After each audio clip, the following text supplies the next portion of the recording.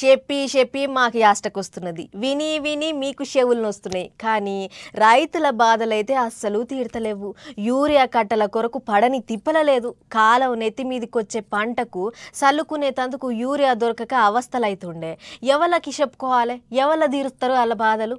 అందుకనే రోడ్ల మీదకి ఎక్కి లొల్లులు చేసేటోళ్ళు చేస్తూనే ఉన్నారు. ఒక్క కట్టన్నా దొరకకపోతుందా అని పడిగాపులు కాసేటోళ్ళు కాస్తూనే ఉన్నారు. ఓ రోజు ఆడోళ్ళ చెప్పులు, ఇంకో రోజు మొగోళ్ళ చెప్పులు. యూరియా కట్టల కొరకు లైన్లలో చెప్పుల కావాలి మనుషులు. ఏం చేస్తారు మరి? లైన్లలో చెప్పులు పెట్టి చెట్ల కింద కూర్చున్నారు. ఈ తరీకలు ఉన్నాయి యూరియా కొరకు రైతన్నలు పడుతున్న కష్టాలు. మంచిర్యాల జిల్లా చెన్నూరు PSCS ఆఫీస్ ముంగట గిట్టుంది. మంత్రి వివేక్ సారోళ్ళ ఇలాకా అది. గత వారం ఉంది మందు బస్తాలకు మేము తిరుగుతాము. అయితే మందు బస్తాలు వచ్చినప్పుడల్లా, లోడ్లు వచ్చినప్పుడల్లా పెద్ద పెద్ద అధికారులకు స్పాన్సర్ చేద్దాం మమ్మల్ని రైతులని పట్టించుకునేటోళ్ళు ఎవరు లేరు.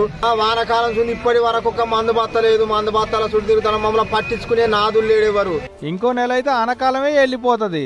మరి మందు బస్తాలు రైతులకి ఇవ్వకుండా పక్కలు తప్పిస్తే రైతులేం కావాలనుకుంటుర్రో? ఇక ఇది ఉంటే ఇటు సిద్దిపేట జిల్లా దుబ్బాక గజ్వెల్ల కూడా ఇదే కథ రైతులది. యూరియా కొరకు రోడ్లెక్కిరు రైతన్నలు. కాలం వెళ్ళిపోతుంది, నాట్లు పడ్డాయి, పత్తి చేలకు మందు చల్లుకోవాలి. కానీ యూరియా కట్టలు అయితే దొరుకుతలేవు అనేది రైతన్నలు అంటున్న మాట. మధ్యాహ్నం రోడ్డు మీద అమ్ముకుంటుండు. 5 గంటల రాత్రికి లైన్ కడితే కూడా రోగాన్ని ఇచ్చి మందు సంచులు అయిపోయినాయని ఇంత కోస పెడుతుండ్రు రైతులు. ఖచ్చితంగా ఏమో గారు కూడా ఇంటి ఫోన్ చేస్తే కూడా నాకు సంబంధం లేదన్నాడు.